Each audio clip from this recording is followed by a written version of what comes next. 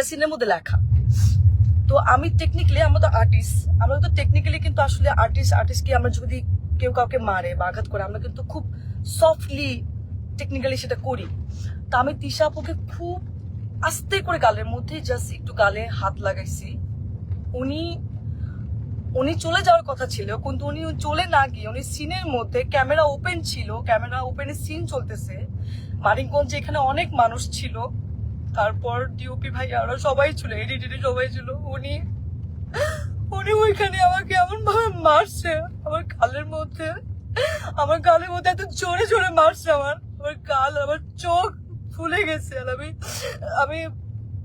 আমি আমি মানে কথা বলতে পারতেছিলাম না, আমার এই জায়গাটা এত জোরে লাগছে, তো আমি নিতে পারি নাই।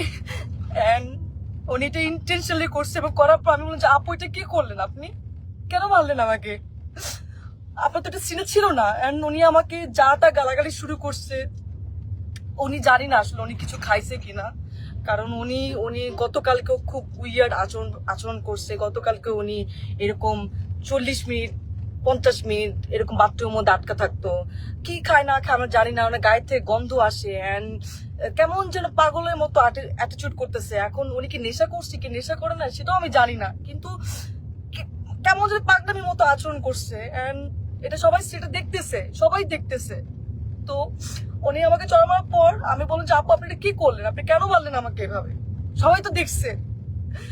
তো উনি আমাকে বলে, আমি পরে ওনাকে বললাম যে আমি কিন্তু অ্যাক্টর সিকিউরিটিকে জানাবো আপু, আপনি যে আমার সাথে এটা করলেন এটা আপনি ঠিক করেন নাই, আপনি আমাকে এভাবে মারতে পারেন না।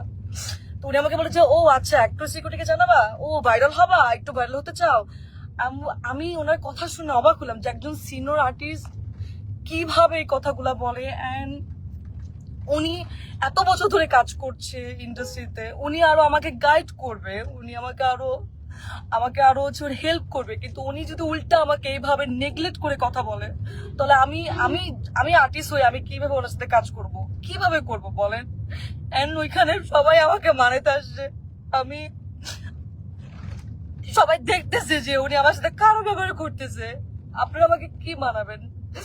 তো আর্টিস্ট হয়ে তো আর্টিস্টের কাছ থেকে এটা তো আমরা একসেপ্ট করতে পারি না।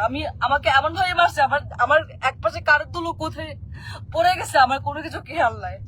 তো আমি এখন ঢাকায় চলে আসতেছি, আমি একটু সিকিউরিটিকে জানাবো যে একজন